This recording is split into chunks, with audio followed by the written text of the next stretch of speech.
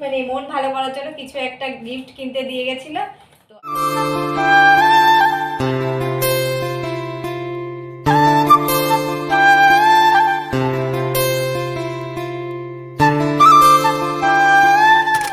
নমস্কার আমার সকল প্রিয় বন্ধুদের নতুন একটা ব্লগে ওয়েলকাম। আশা করছি সবাই অনেক ভালো আছো, সুস্থ আছো। আমি কিন্তু আজকে বলবো না যে আমি ভালো আছি, কারণ ঘুম থেকে উঠেই কিন্তু মনটা খারাপ। তো সেটা তোমরা টাইটেল আর থাম্বনেল দেখে বুঝতেই পেরেছো। তো প্রত্যেকবারই এরকমভাবে মনটা খারাপ হয়। তো যাই হোক, আমার এই ভিডিওটি যে সকল বন্ধুরা দেখছো সবাইকে অনেক ধন্যবাদ আর ভালোবাসা জানিয়ে আজকের দিনটা তোমাদের সাথে শুরু করলাম। তো এখন বাজে হচ্ছে সকাল 9টা। সকালবেলা সমস্ত কাজ কমপ্লিট করে স্নান করে একেবারে কিন্তু তোমাদের সামনে আসলাম। কালকে একাদশী করেছিলাম, তো পারণ ছিল, ওই জন্য সকাল সকাল সমস্ত কাজ সেরে স্নান করে আগে পুজো দিয়ে নিলাম। আর তিনজনেই পারণ করি, মানে মা ছিল আর বড়বাবু আমি। গোনা দিন শেষ হয়ে গেল, দেখতে দেখতে এই 10 দিন কেটে গেল। বড়বাবু ঠিক 10 দিনের ছুটিতে এসেছিল, আর কিভাবে যে 10 দিন কেটে গেল বুঝতেই পারলাম না। আর এবার তো একদিনও ঠিকমতো বাড়িতে নিজে মানে একটু স্থায়ীভাবে দাঁড়াতেও পারিনি। কারণ কি জানো তো, শাশুড়ি মার প্রচুর শরীর খারাপ, একটা বড় সড়ো মানে রোগে ধরা পড়েছে, সেটা তোমাদেরকে পরে জানাবো। তো সেই ইয়েতেই প্রায় ডাক্তার দেখানো, এদিক নিয়ে যাওয়া ওদিক নিয়ে যাওয়া, টেনশান সবাই মিলে বাড়িতে বেশ বড়সড় একটা প্রবলেমেই ফেসেছি আর কি। তো তার জন্য কিন্তু তোমাদের দাদাভাই বাড়িতে একদিনও ঠিকমতো টাইম দিতেও পারিনি, আর সেইভাবে ও মানে একটু শান্তিভাবে বাড়িতেও থাকতে পারিনি। তো যাই হোক, এখন মাত্র আর কয়েক ঘন্টা আর কি। তো মনে হচ্ছে যেন এই টাইম শেষ হয়ে গেল, তো বাড়ি একদম ফাঁকা করে চলে যাবে। তো প্রত্যেক বাড়ি এটাই হয় আমাদের সাথে আর কি। আর আমরা ফৌজি ওয়াইফরা যতটা হাজব্যান্ড আসার খবর শুনে মানে যতটা আনন্দ পাই, তার থেকে দ্বিগুণ কষ্ট পাই কিন্তু যখন শুনি মানে আগের দিন এরকম একটা শুনি যে ছুটি শেষ, চলে যেতে হবে। তো আমাদের না একটা অভ্যাস হয়ে গেছে, কি বলো তো, যখনই বাড়ি আসে আগে জিজ্ঞাসা করি, আমি জিজ্ঞাসা করি কদিন আছো, আর তোমার ছুটি কবে শেষ, কবে যাবে। আমার মতো কে কে আছো এই ধরনের বোকামি প্রশ্ন করো। জানি না, আমার মনে হয় যেন আমি আগে জেনে নেওয়াই ভালো। তাহলে কি হট করে যখন বলবে, মাত্র অল্প দিনের ছুটি আসলে বেশি কষ্ট হয়, বেশি দিনের ছুটি আসলে মনে হয় অনেক দিন হয়েছে, তখন একটু ভালো লাগে এরকম একটা। তো আগের থেকে আমি জেনে নিই, যাতে পরে না হট করে বললে মনটা খারাপ না হয়। তো আমার মতো কে কে আছো অবশ্যই কমেন্টে কিন্তু জানিও। তবে আমি নিজের থেকেই বলতে পারি যে আমি কিন্তু অনেকটা আগের থেকে কিন্তু সামলে নিয়েছি। কারণ আগে প্রচণ্ড কষ্ট হতো, এখনও হয়, তবে কি বলো তো, এখন সেই কষ্টটা সবার সামনে ধরতে মানে তুলে ধরতে পারি না, কারণ মেয়েটা আমার বড় হয়েছে। কারণ আমি যদি বেশি কষ্ট পাই, বেশি কান্নাকাটি করি, তাহলে কিন্তু মেয়েও কান্নাকাটি করবে। কারণ যেহেতু ও বড় হয়ে গেছে, সবসময় আমরা দুজনেই মানে আমরা হাজব্যান্ড ওয়াইফ দুজনেই চেষ্টা করি যে আমরা হাসি মুখে, কষ্ট হলেও ও হাসি মুখে বাড়ির থেকে যাবে, আর আমিও হাসি মুখেই বলবো যে তুমি আবার তাড়াতাড়ি ফিরে এসো। তো যাতে মেয়েটা কষ্ট না পায়। তো যাই হোক, আমাদের জীবন কাহিনী তো তোমাদের শোনাতেই থাকি, আমাদের জীবনটা এরকম। আর এখন দেখো আমি রুম ক্লিন করে নিচ্ছি, প্রত্যেক দিনের মতো খুব ইজিলি রুম ক্লিন করি। সকালে স্নান হয়ে গেছে কিন্তু রুমটা ক্লিন করা হয়েছিল না। তো চলে এসেছি, দেখো আগে ভালো করে বেডশিটটা কিন্তু আমার মানে বিছানাটাকে টান টান হওয়া চাই, ভালো করে ঝেড়ে পরিষ্কার করে নিলাম। তারপরে একটা শুকনো কাপড় দিয়ে আমার ঘরের যত কাঠের আসবাবপত্র আছে সবগুলোকে কিন্তু এইভাবে শুকনো কাপড় দিয়েই কিন্তু সুন্দর করে মুছে নিই। তা ডেলি মুছলে কিন্তু মানে একটুও ধুলো থাকে না, আর জিনিসটাও ভালো থাকে। ধুলো পড়লে কিন্তু আস্তে আস্তে এই পালিশটাও কিন্তু নষ্ট হয়ে যায়। তো যাই হোক দেখো বেডটা ভালো করে পরিষ্কার করে নিয়েছি। আর বড়বাবু বাড়ি এসে আমার কিছু কিছু কাজ তো করেই দিয়েছে, যেমন দুটো ফার্নিচার পুরনো বাড়িতে ছিল নিয়ে এসেছে, এই দেখো ফটো লাগিয়ে দিয়েছে। এই যে ঘড়িটা লাগানো হয়েছে, কোনো ব্যাটারি লাগানো হয়নি। এইগুলো কিল মানে পেরেক পোতা হয়েছে, এখনও ফটো এখনও মানে লাগাবো আর কি, অনেক ফটো এখনও আছে, কিছু বাঁধাতে দেবো আর কি, একটু মনের মতো করে সাজাবো। আর আমি না যেখানেই থাকি সেখানেই মনে হয় যেন আমার স্বর্গ, আর আমি সেখানেই মানে মনের মতো করে আস্তে আস্তে সাজিয়ে নিতে চাই।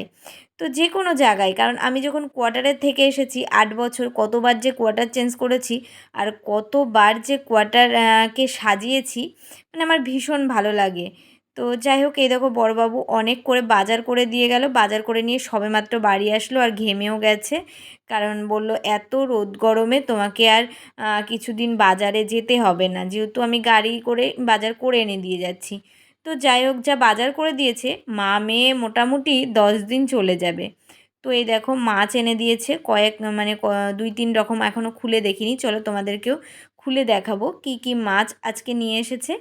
সবজি, তোমাদের দাদাভাই বাড়ি থাকলে সকালবেলা উঠে যে বাজারে যায়, তো এইটাই কিন্তু আজকে অনেকটা বেলায় বাজারে গেছে। একবার ভাবছিল মানে আমি বলছিলাম যে আনতে হবে না, আর রিশু না সেইভাবে ফ্রিজের মাছটা খেতে চায় না, তবুও বলছে এত গরম তোমাকে বাইরে বেরোতে হবে না, দেখা যাক যে কদিনের পারি আমি এনে দিয়ে যাব। তো এই দেখো কি কি মাছ এনেছে, দেশি কাতলা, আর বাটা, পাবদা মাছ, এগুলো নিয়ে এসেছে। চলো মাছগুলো ভালো করে ধুয়ে নিই।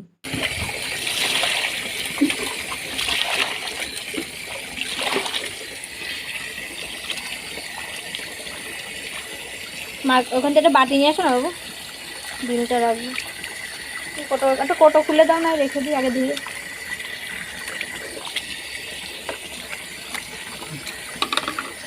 ওই ওই ছোটো কোটো দাও, এটা মাছ রাখতে হবে।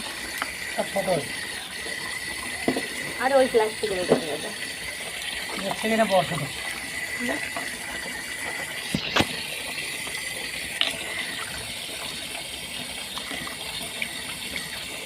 তেলও দিয়েছে, পরে ধুয়ে নিচ্ছি।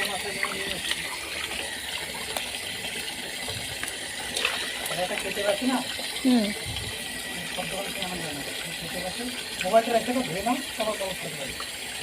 স্ট্যান্ডটা আনতে হবে।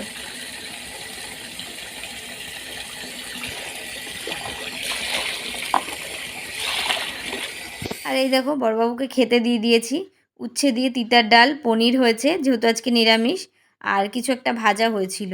আর দেখো মাছগুলো কোটায় কোটায় করে সমস্তটা রেখে দিয়েছি, এখন 10 দিন, প্রায় 10 দিন হয়ে যাবে আর কি। আর এই যেখানে কত সবজি নিয়ে এসছে, সবজিগুলো সব কিন্তু বার করছি, প্যাকেট প্যাকেটে করে ফ্রিজে রাখবো। আর আজকে রান্নাটা মা করেছে, কারণ মার তো প্রচণ্ড শরীর খারাপ, তোমরা জানো, আগের ব্লগে দেখেছো। তো মা স্নান টান করে প্রসাদ খেয়ে বসেছিল, আমিই বললাম যে মা তুমি, আমি কেটে কুটে গুছিয়ে দিচ্ছি, তুমি একটু দাঁড়িয়ে দাঁড়িয়ে রান্নাটা করো, তাহলে আমি এদিকে গুছিয়ে নিতে পারবো, কারণ ও আবার 12টার মধ্যে খাবে। আর যেহেতু কালকে একাদশী করেছে, ও খিদে তো পাই। তো যাই হোক ওই জন্য মা গেল রান্না করতে, মাকে সব গুছিয়ে দিয়েছি আমি মশলা করে রেডি করে, শুধু দাঁড়িয়ে দাঁড়িয়ে রান্নাটা করে দিয়েছে। আর এই দেখো বললাম না কত সবজি, মানে আলু, পেঁয়াজ, আদা, রসুন, যা লাগবে আমার পুরো সবজি একদম ঝুড়ি ভরিয়ে একেবারে নিয়ে এসেছে, যে আমাকে এখন আর বাজারে যেতে হবে না। সত্যি প্রচণ্ড গরম, প্রচণ্ড, এর থেকে আরও বাড়বে শুনছি। তো যাই হোক গরমে তো এমনিতে আমাকে বাইরে বেরোতে হবেই, কারণ রিশুকে তো পড়তে নিয়ে যেতে হবে। এই 10 দিন তো তোমাদের দাদাভাই বেশ পড়তে নিয়ে যাচ্ছিল, নিয়ে আসছিল, আমাকে একদিনও যেতে হয়নি। কিন্তু এখন তো আবার সেই যাওয়া শুরু হয়ে যাবে, মানে আমাকে বেরোতেই হবে, বেরোবে না বললে তো হবে না। তো যাই হোক দেখো এই যে সবজি সব ঢালা হয়ে গেল, আর এখন দেখো কিচেনে রয়েছে অনেক বাসন, মানে রান্না বান্না হয়েছে সকাল থেকে, চায়ের বাসন সমস্তটাই রয়েছে। আর মাকে বলেছি তুমি কিচ্ছু করবে না, তুমি শুধু দাঁড়িয়ে দাঁড়িয়ে রান্না করবে, কারণ এইসব কাজ আমি করে নিতে পারবো আর কি। তোমরা তো জানো মা থাকলে মা টুকটুক করে রান্না এটা ওটা সমস্তটাই করে, মানে মার অভ্যাস, দাঁড়িয়ে মানে বসে থাকতে পারে না, করে, যেহেতু এখন শরীর খারাপ একদম মানে চলতেই পারছে না। তো আমি তো সেইতে তো আর মানে বাসন ধুতে দিতেই পারবো না, তাই না? তো চলো আমার বাসনগুলো আমি ধুয়ে গুছিয়ে নিলাম। আর এই দেখো ফৌজিবাবুর ব্যাগ রেডি হয়ে যাচ্ছে, আর আমার মনের মধ্যে ধকধক শুরু হয়ে যাচ্ছে। আর মাম্মাম দেখো স্নান করে লিখতে বসেছে। আর এই দেখো আমাকে পাগলি আজকে এত মন খারাপ, সকালবেলা স্নান করে আমি সিঁদুরও পরিনি, কারণ সত্যি এই দিনটা আমার ভীষণ খারাপ লাগে, কিচ্ছু ভাল লাগে না। তো যাই হোক, তোমাদের দাদাভাই দেখো রেডি হয়ে গেছে। আর তোমাদের দাদাভাই তো বলে প্রত্যেকবার যে বাইরে বেরিয়ে যায় তখন মনে হয় যেন আবার ফিরে চলে আসি অর্ধেক রাস্তায় গিয়ে, এরকম একটা ওরও মনে হয়। তো যাই হোক, এখন বেরিয়ে পড়ছে দেখো। আর যেহেতু বেশি দূর তোমাদের দাদাভাইয়ের এখন পোস্টিং নয়, তো ওই জন্য বাইকটা নিয়েই যায়, এখান থেকে 3 সাড়ে 3 ঘন্টা মতো লাগবে। আর ওই জন্য বাইকটা নিয়ে যায়, মানে কলকাতা পার করে তারপরে যাবে। তো যাই হোক, এখন বেরিয়ে পড়ছে। আর আমি কিন্তু এই ব্লগটা রবিবারে ব্লগ, মানে আমি ফৌজিবাবু যাওয়ার 2-3 দিন পরেই কিন্তু ব্লগটা দিই, আগে কখনোই দিই না। তো যাই হোক, এখন তো আর দূরে যায় না, ট্রেনেও যাচ্ছে না, বাইকে যাচ্ছে। আর একদম মানে আমাদের ওয়েস্ট বেঙ্গলেই আছে। তো যাই, তাতেও কিন্তু মনটা ভালো লাগে যে হট করে আমি ফোন করলেও চলে আসতে পারবে, সেই দুদিন আর ট্রেনে বসতে হবে না। তো তারপরে তোমাদের দাদাভাই যাওয়ার পর অনেকক্ষণ বসে থেকে মা বলল খেয়ে নে, যেহেতু কালকেও একাদশী করেছি, কিন্তু একদম ভালো লাগছে না, দেখতেই পাচ্ছ মাথাটাও হাতড়ায়নি, সবার মন খারাপ। রিশু মানে শাশুড়ি মা, মানে আমার মা, সবার মন খারাপ লাগে সত্যি, মানে খুব মন খারাপ লাগে। আর আগে কি হতো বলো তো, যখন অনেক দূরে মানে পোস্টিং, আবার তো আসবে পোস্টিং আর কি দূরে, তো অনেক যখন ওই ব্যাগ প্যাকিং করতো না, তখনই তো আমার মানে সেই থেকে মানে আগের দিন রাত্রে কি একদিন আগে ব্যাগটা প্যাকিং করতো, যে অনেক দূরে যাবে, অনেক কিছু নিত। আর এখন তো কাছে, তো সেইটা না এখন মনে হয় যেন আমার কাছেই আছে, মানে 2-3 ঘন্টার রাস্তা মানে আমার কাছেই আছে, আমি ফোন করলেই আসতে পারবে, কোনো একটা অসুবিধা হলেই আসতে পারবে। কিন্তু দূরে গেলে কি হয়, কখন ফোন করব, 2 দিন ট্রেনে করে আসবে, মানে এই চিন্তা ভাবনাটা না খুব বেশি হয়। তো যাই হোক দেখো, খাওয়া দাওয়ার পরে কিন্তু মানে আজকে আর শুতেও ইচ্ছা করছিল না। আর অনেক জামা কাপড়ও ধোয়া ছিল। তো মাকে বললাম নিচে নামিয়ে দাও, আমি এখানে বসে বসে ভাঁজ করব, কারণ এখন আর আমি শোবেও না, মানে শুতে আর যাব না। কারণ যতক্ষণ না তোমাদের দাদাভাই বাইক নিয়ে পুরোপুরি পৌঁছে যাচ্ছে, ততক্ষণ না আমার ঘুম আসবে না। মানে ও ফোন করবে যে আমি পৌঁছে গেছি, আর রাস্তায় দাঁড়িয়েও 2-3 বার ফোন করে যে আমি এই জায়গায় পৌঁছেছি, ওই জায়গায় পৌঁছেছি। আসলে কি বলে তো, বাইক নিয়ে যাই তো খুব টেনশন হয়, কিন্তু ও বলে না টেনশন করো না, আমি ঠিক আস্তে আস্তে চলে যাব। ট্রেনে যেতে হলে কী বলতো, অনেকটা ঘুরে ঘুরে যেতে হয়, টাইমটাও বেশি লাগে। আর এই গরমে ও ট্রেনে যেতে চায় না, যেহেতু কাছে, আর বাইকটা কাছে থাকলে না হটনট ও বাড়ি আসতে পারবে, সেইভাবেও বাইকটা রাখে। কিন্তু ওদের তো আর সেইভাবে বাড়ি আসা হয় না, খুব জরুরি কোনো অসুবিধা না হলে, তাই না? তো যাই হোক, ওই জন্য ঘুম আসবে না আমি যতক্ষণ না তোমাদের দাদাভাই পৌঁছাবে আর কি। তো মোটামুটি 6টা বাজবে পৌঁছাবে, তারপরে কিন্তু আমি শান্তি পাবো, মানে যতক্ষণ না ও পুরোপুরিভাবে পৌঁছাচ্ছে। আর দেখো বেডশিটগুলো কিন্তু কি সুন্দরভাবে মানে ভাঁজ করে রেখে দিলাম। আর এই দেখো, আরও মন খারাপ যখন মা বলল যে আমাকেও আজকে বাড়ি যেতে হবে, আমিও বাড়ি চলে যাই। ওনার শরীর খারাপ, কিন্তু আমি এবার 2-3 দিন পর আসবো। তো ওনার একটা কাজ ছিল, ফোন করলো মামা, ওই জন্য বাড়ি গেল। আর তারপরে দেখো 5টা বেজে গেছে, রিশুকে তো আজকে ছাড়তে নিয়ে যেতে হবে, কারণ আজকে তো আর রিশুর পাপা নেই, আর আমাকেও বেরোতে হবে।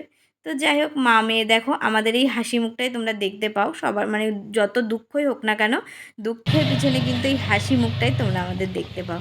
চলো রিশুকে আগে দিয়ে আসি, পরে আবার তোমাদের সাথে দেখা হচ্ছে।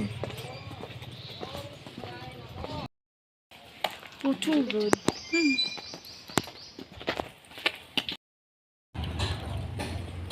দেয়ার চলে এসছে, দেয়ার চলে এসছে।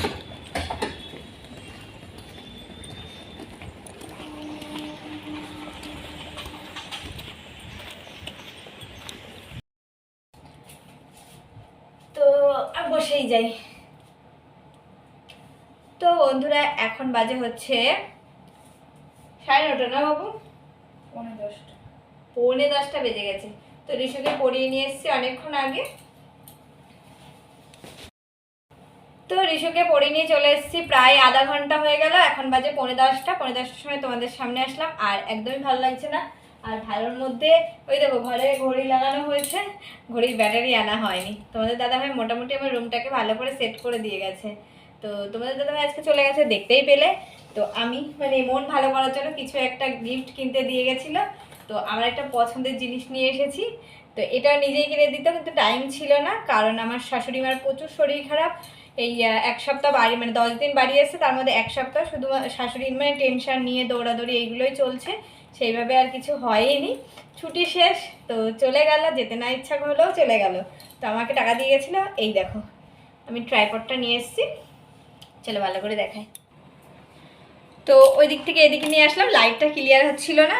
তো এই দেখো মন ভালো করার জন্য একটা ট্রাইপড কেনার টাকা আমাকে দিয়ে গেছিলো, রিশুকে পরিয়ে নিয়ে আসার সময় এটা কিনে নিয়ে আসলাম। তো চলো তোমাদেরকে খুলে দেখাচ্ছি। আর কি বলো তো, তোমরা অনেক কয়েকদিন ধরেই জানো যে আমার ট্রাইপডটা নষ্ট হয়ে গেছে আর হাতে ধরে ধরে ভিডিও করতে হচ্ছে।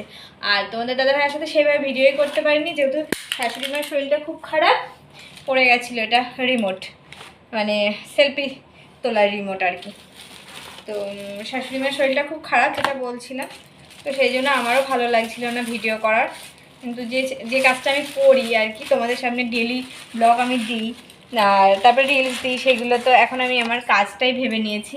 তো সেটা করার জন্য এই দেখো এই একটা মানে পছন্দের একটা স্ট্যান্ড কিনে নিয়ে আসলাম বাজার থেকে।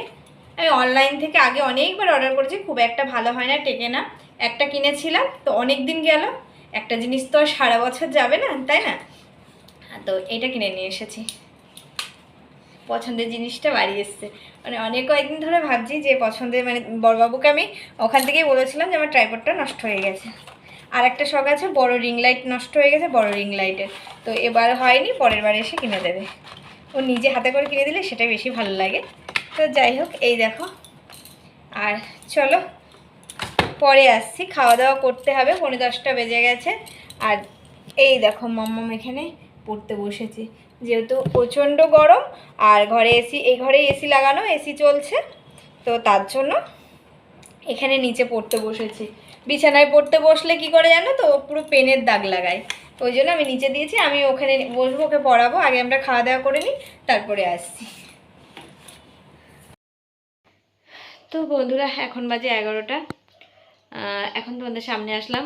আর তোমাদের রিশুর ঘরে বসে রয়েছি, কারণ ওই ঘরে রিশু পড়ছে, এসি চালিয়েছে। আর দেখো কি গরম, পুরো ঘেমে যাচ্ছি, কারণ ফ্যান চালাইনি, ফ্যান চালালে আর তোমাদের সাথে কথা বলতে পারবো না। আর মা চলে গেছে, তোমাদের দাদাভাই চলে গেছে, ভীষণ মনটা খারাপ। যাই হোক, কিছুই ভালো লাগছে না, গিয়ে শুয়ে পড়বো। তো ভাবলাম ভিডিওটা একটু শেষ করে যাই, জানি না ঘুম আসবে কিনা। তো যাই হোক, চলো আবার কবে আসবে সেটাই মানে এখন থেকে মানে দিন গোনা শুরু হয়ে যায় যে কবে আসবে, আবার কবে দেখা হবে। তো যাই হোক, চলো আজকে ভিডিও এখানে শেষ করছি।